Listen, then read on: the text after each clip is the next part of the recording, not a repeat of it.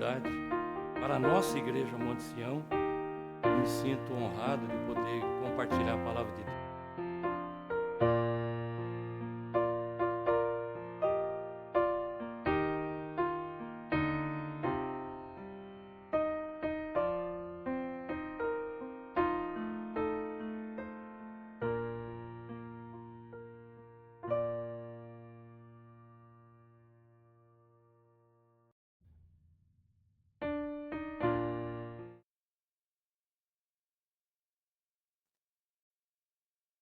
Segunda carta de Pedro, capítulo de número 3.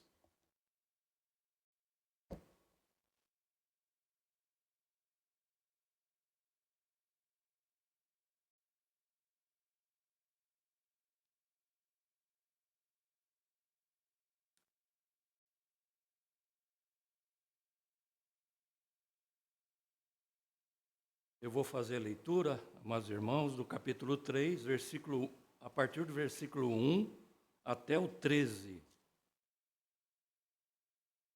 Diz assim a palavra de Deus: Amados, esta é agora a segunda epístola que vos escrevo. Em ambas procuro despertar com lembranças a vossa mente esclarecida, para que vos recordeis das palavras que anteriormente foram ditas pelos santos profetas, bem como do mandamento do Senhor e Salvador, ensinado pelos vossos apóstolos.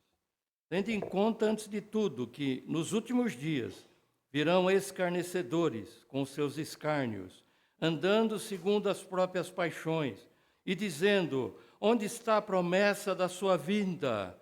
Porque desde que os pais dormiram, todas as coisas permanecem como desde o princípio da criação. Porque deliberadamente esquecem que de longo tempo houve céu, bem como terra, a qual surgiu da água, e através da água pela palavra de Deus, pela qual veio a perecer o mundo daquele tempo, afogado em água. Ora, os céus que agora existem, e a terra pela mesma palavra, têm sido entesourados para fogo, estando reservados para o dia do juízo e destruição dos homens ímpios. Há, todavia, uma coisa, amados, que não deveis esquecer, que para o Senhor um dia é como 1000 anos, e 1000 anos como um dia. Não retarda o Senhor a sua promessa, como alguns a julgam demorada. Pelo contrário, ele é longânimo para convosco, não querendo que nenhum pereça, senão que todos cheguem ao arrependimento. Virá, entretanto, como ladrão o dia do Senhor, no qual os céus passarão como estrepitoso estrondo, e os elementos se desfarão abrasados. Também a terra e as obras que nela existem serão atingidas. Visto que todas essas coisas hão de ser assim desfeitas, deveis ser tais como os que vivem em santo procedimento e piedade, esperando e apressando a vinda do Senhor, do dia de Deus, por causa do qual os céus incendiados serão desfeitos, e os elementos abrasados se derreterão. Nós, porém, segundo a sua promessa, esperamos novo céu e nova terra, nos quais habita justiça. Oremos. Ó Pai amado, temos lido a tua santa e bendita palavra, inerrante, ó Deus, que tem autoridade absoluta sobre a igreja.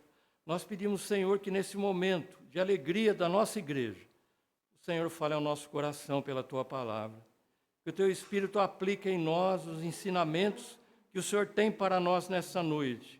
É o que nós te pedimos em nome de Jesus. Amém. Pois bem, irmãos, estamos nesse mês de alegria para a nossa família Monte Sião, 52 anos de vida. Sou grato a Deus por pertencer a essa história, a essa igreja. De Deus tem me dado a honra de poder compartilhar por alguns anos a palavra de Deus com os irmãos. Mas a gente pergunta, amados irmãos, alguém poderia perguntar que num momento desse de alegria,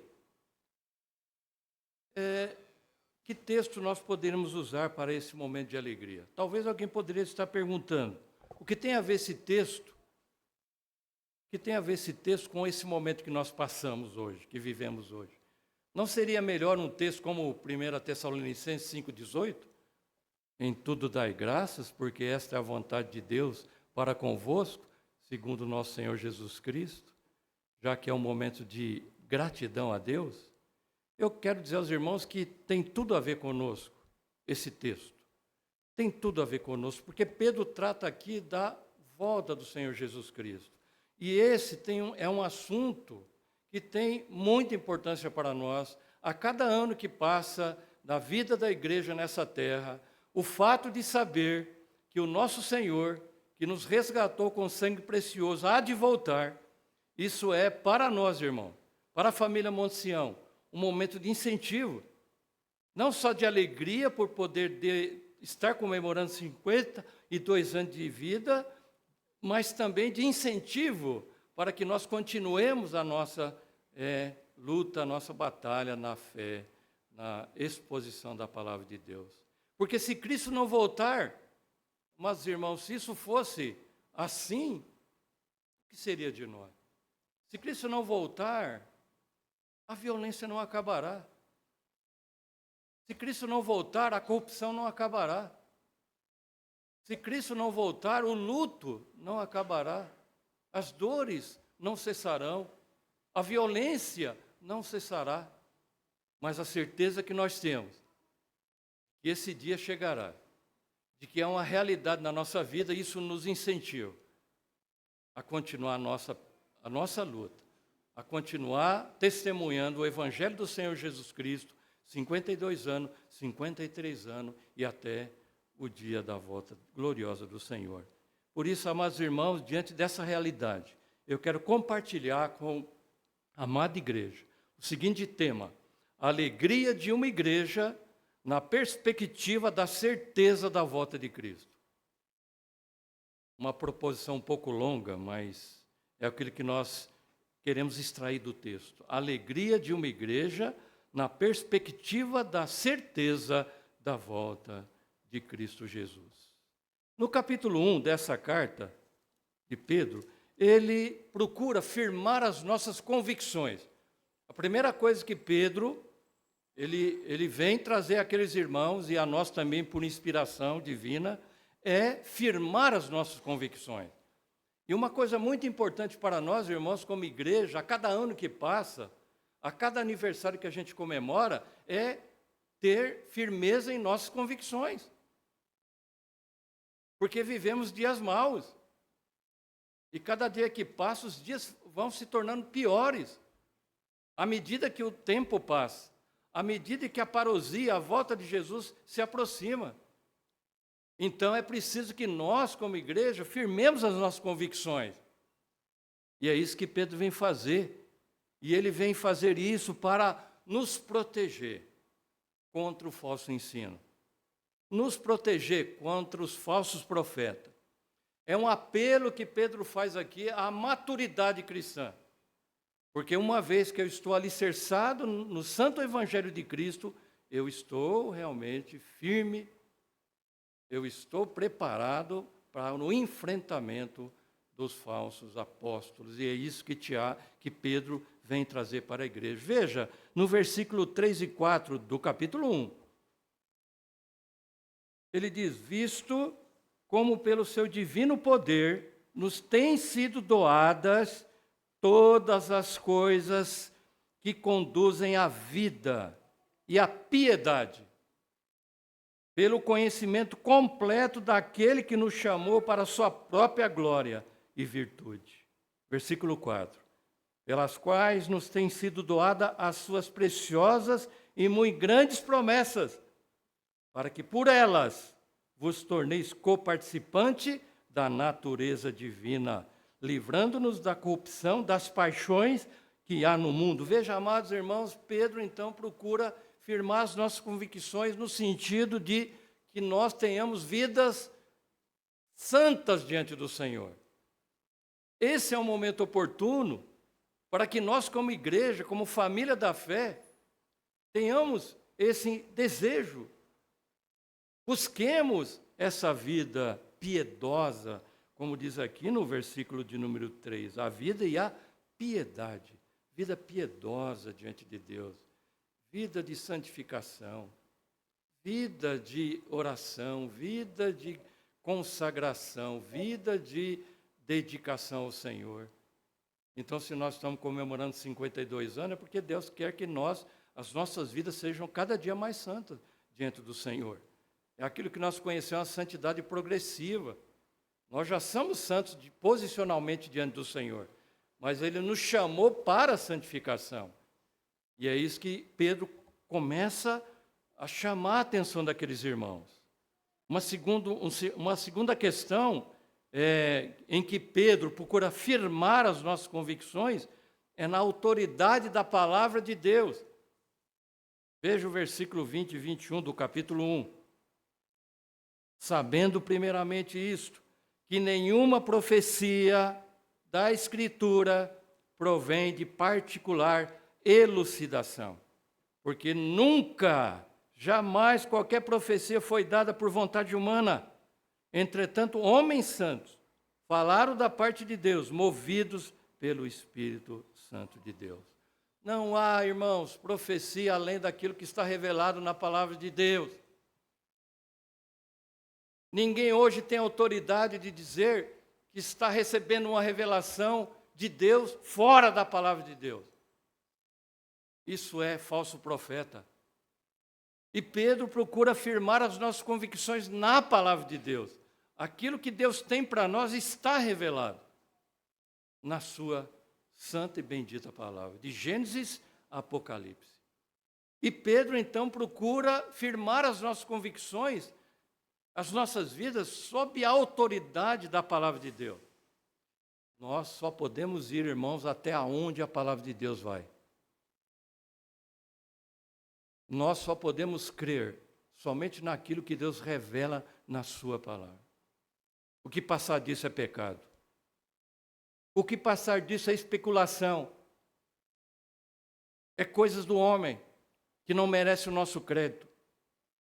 Mas Pedro também vem firmar as nossas convicções em um terceiro aspecto, é reafirmar a nossa certeza da salvação. Irmãos, nós estaríamos aqui comemorando 52 anos de existência da nossa igreja se nós não tivéssemos essa convicção da certeza da vida eterna. Não faria muito sentido, não é verdade? Não faria muito sentido. Porque a igreja é propriedade do Senhor. A igreja que somos nós, que temos fé em Cristo Jesus, seremos um dia levados para a presença do Senhor. Portanto, quando nós estamos comemorando mais um ano de existência, nós estamos fazendo isso com base na certeza que temos da vida eterna. E veja o versículo 11 do capítulo 1. Pois dessa maneira é que vos será amplamente suprida a entrada no reino eterno de nosso Senhor e Salvador Jesus Cristo.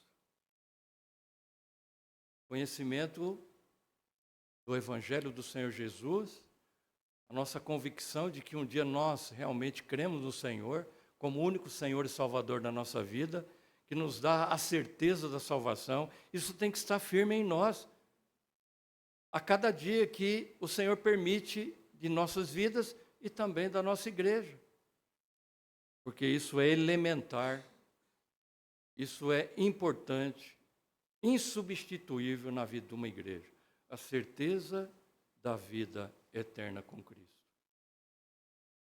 No capítulo 2, Pedro, agora então, ele vem detalhar e descrever um grande perigo que sempre assolou a igreja, e não é diferente hoje.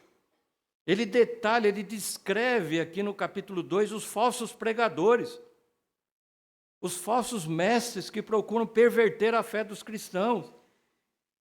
E ele ele dá uma lista aqui de algo que faz parte da vida desses falsos mestres. No capítulo 2, ele vai descrever e chamar esses falsos mestres de algumas coisas terríveis, irmãos. Veja, no versículo 1, ele chama os falsos mestres de dissimuladores.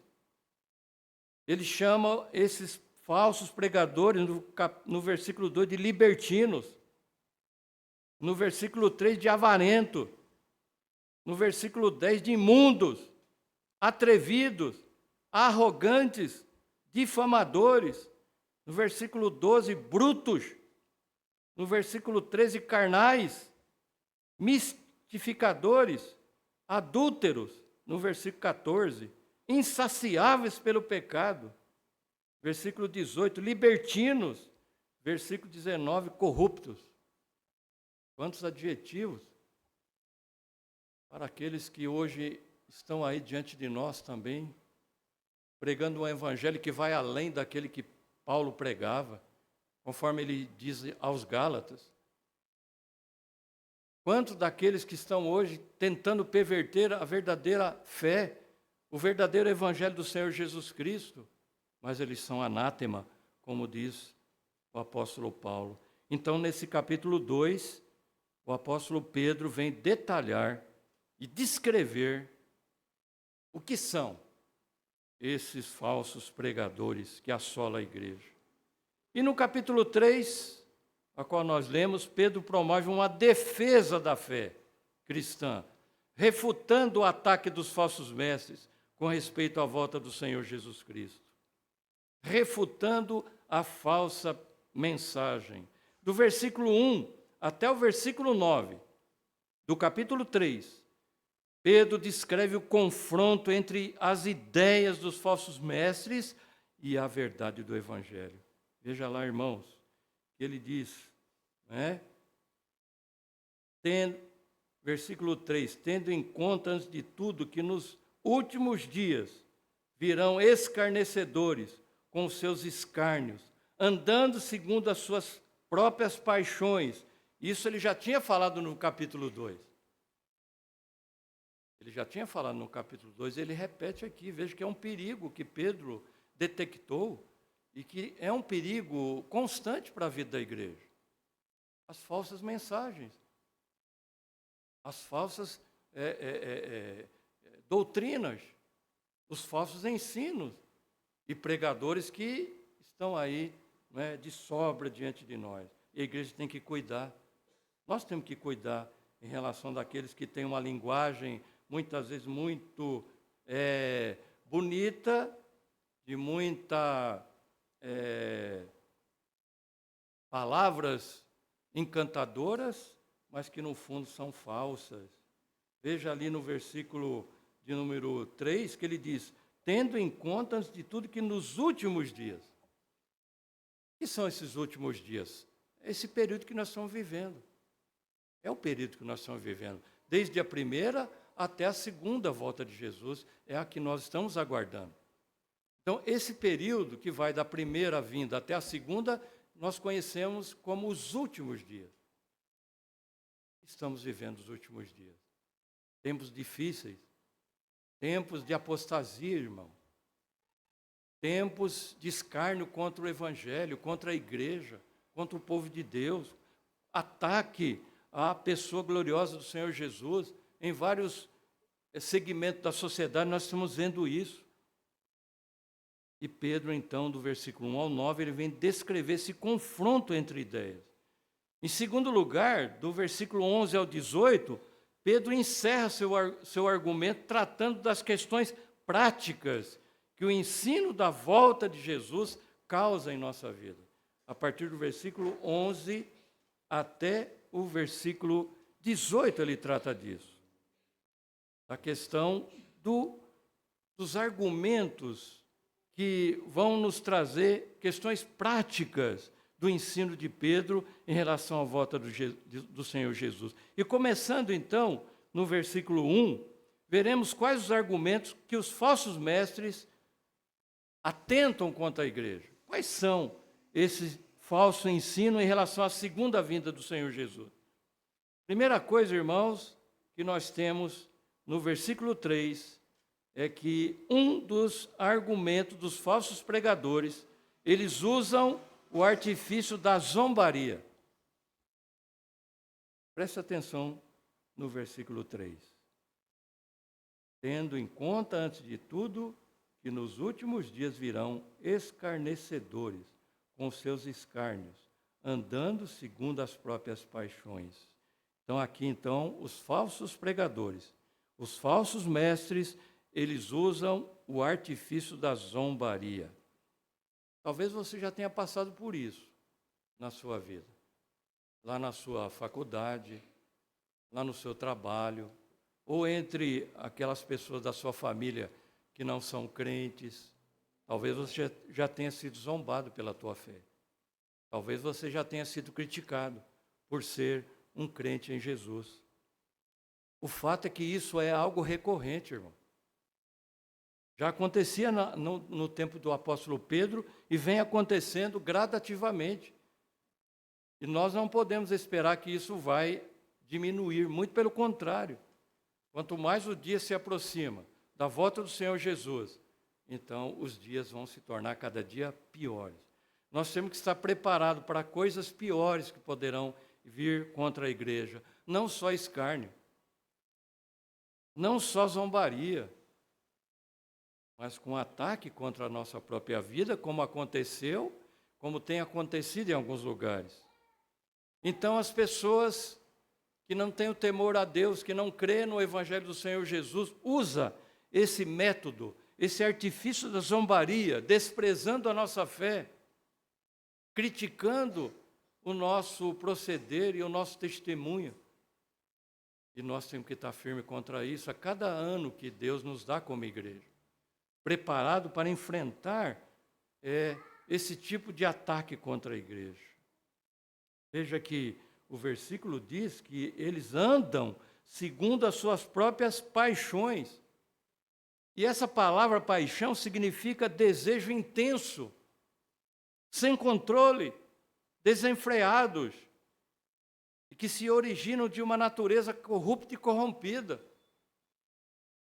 Isso é paixão. Ele diz o texto, o apóstolo Pedro, é as suas próprias paixões. Coisa que vem de dentro, do coração corrupto, do coração, da natureza pecaminosa, que não tem o Senhor Jesus Cristo, que não foi alcançado pela regeneração. Eles vivem dessa forma. E por isso, então, a nossa fé é algo desprezível para eles. A nossa fé é um absurdo. Por isso, eu e você vão ser alvo desses que tratam da fé cristã com zombaria.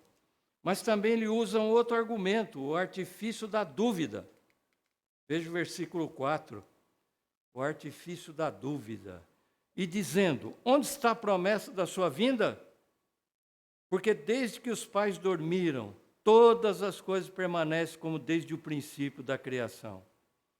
Também, talvez, você já tenha sido abordado sobre essa questão. Mas quem é esse Cristo que vai voltar? Quantas pessoas já morreram? Quantas pessoas já passaram? Quantas gerações já passaram? E cadê a volta desse Senhor que tantos vocês falam? Isso é tolice, é o que eles acham. Isso é loucura. Tanto tempo se passou. Tantas pessoas já morreram, tantos crentes já morreram, e cadê esse Jesus? Mas por causa da imoralidade em que vivem, por causa da corrupção em que vivem, não querem admitir o fato da realidade, da promessa gloriosa da segunda vinda de Cristo. Por quê? Porque querem se livrar de um julgamento que é iminente e que ocorrerá quando Cristo voltar. Então é melhor tentar negar. É como o ateu que tenta negar algo que é inegável. É melhor então usar esse artifício da dúvida. Quem sabe para levar qualquer um de nós a essa dúvida, será que Jesus vai voltar mesmo? Quantos anos eu tenho de vida cristã? 10, 20, 30 anos de igreja.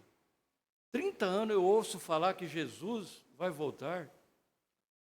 É isso, irmãos, que o inimigo quer colocar na nossa mente. Ele usa pessoas para fazer isso, arrefecer a nossa fé. E nós temos que estar preparados para esse enfrentamento da dúvida. Eles tentam negar o evento a partir da história, porque desde que os pais dormiram, Abraão já dormiu, Isaac já dormiu, Jacó já dormiu, os apóstolos já dormiram, os profetas já dormiram, já morreram fisicamente, os apóstolos já dormiram, porque desde que os pais dormiram, todas as coisas permanecem como desde o princípio da criação. É uma tentativa intelectual de negar um fato, de negar uma promessa gloriosa. Em contrapartida, no versículo 1 e 2, nós temos o argumento do crente. Amados, esta é agora a segunda epístola que vos escrevo. Em ambas procuro despertar com lembranças a vossa mente esclarecida.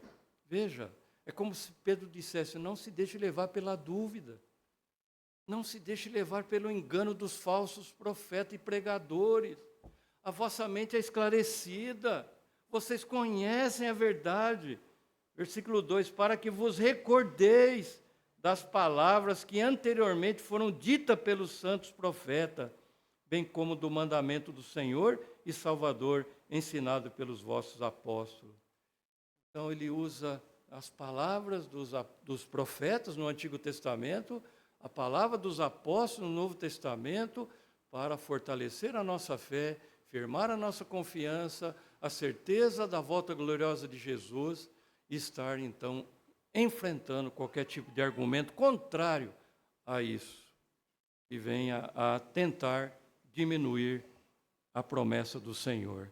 Dos versículos 5 ao 7, Pedro menciona os fatos acerca do dilúvio. Ele cita aqui algo ocorrido no Antigo Testamento, o dilúvio, mostrando que o julgamento divino é algo real. Então, eles não podem viver como se um julgamento divino não fosse algo eminente. Versículo 5, porque deliberadamente esquecem que de longo tempo houve céu bem como terra, a qual surgiu da água, através da água pela palavra de Deus, pela qual veio a perecer o mundo daquele tempo afogado em água. Ele está aqui citando aquele momento de Noé, quando ele pregou 120 anos, anunciando a vinda daquele dilúvio, e ninguém, a não ser a sua família, creu. Somente 8 pessoas que acreditaram naquela mensagem. Tem sido assim hoje. Não falta religião. Não falta segmento. Não faltam igrejas. Mas falta um Cristo na vida das pessoas. Falta novo nascimento, irmão. Falta regeneração. Falta nova vida. Isso que está faltando em muitos. Religião não falta.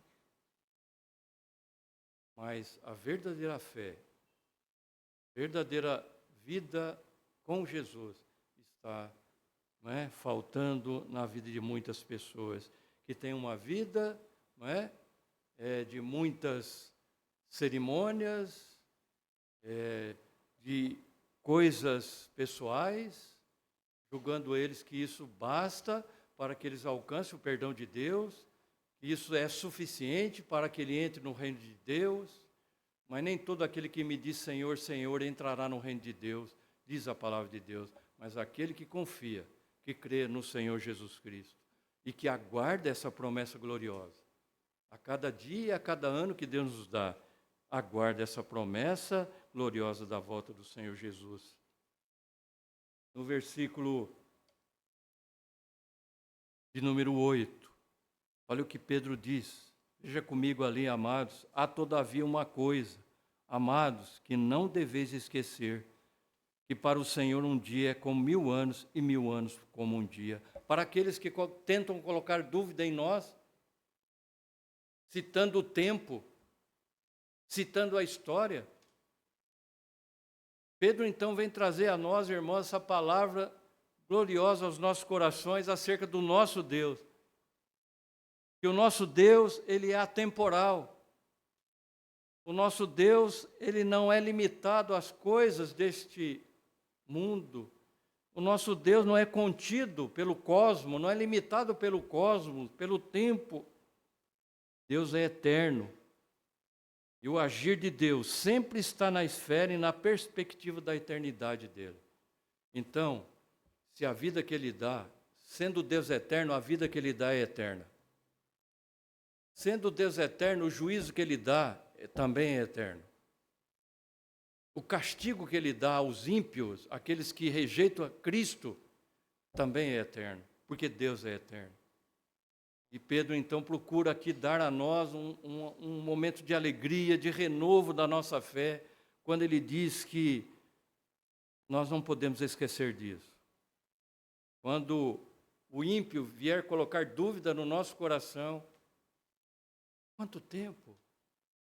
Já se passaram tantas gerações, já morreram tanta gente, cadê? Pedro cita essa verdade. Para o Senhor um dia é como 1000 anos e 1000 anos como um dia.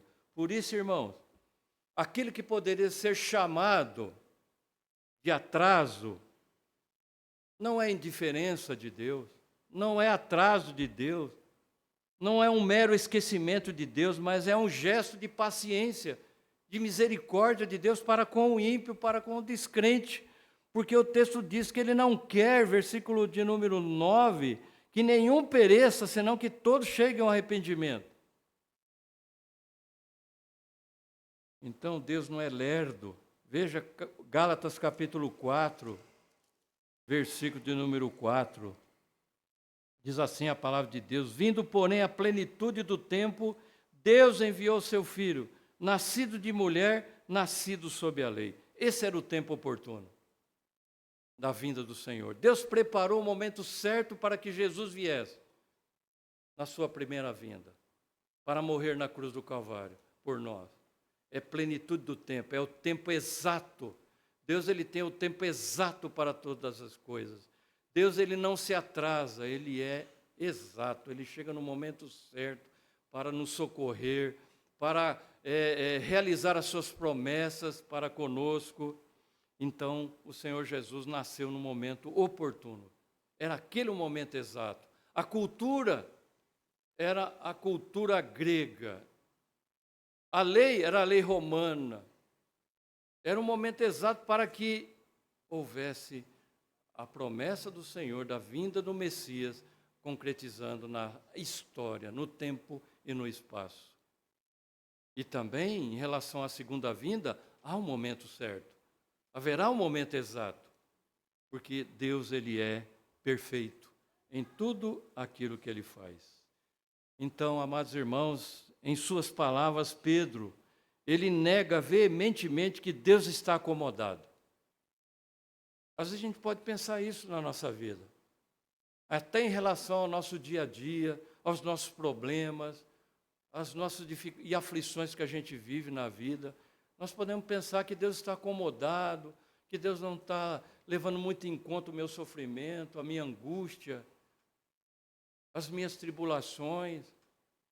Parece que Deus está insensível àquilo que nós estamos sofrendo, mas tudo isso é coisa dessa natureza nossa, que é tão, não é, ingrata para com Deus. Deus não está acomodado. Deus não está distante.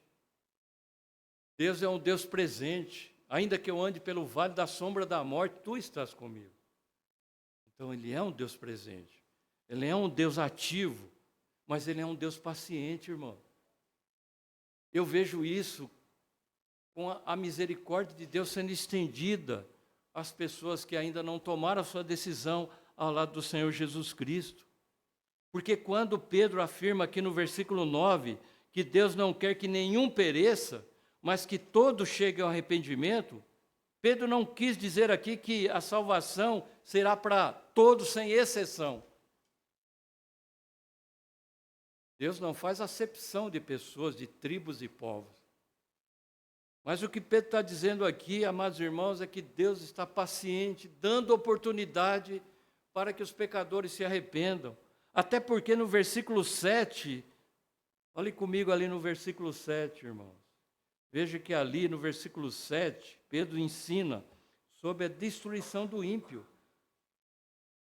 Ora, veja lá, os céus que agora existem e a terra que pela mesma palavra tem sido entesourado para fogo, estando reservado para o dia do juízo e destruição dos homens ímpios.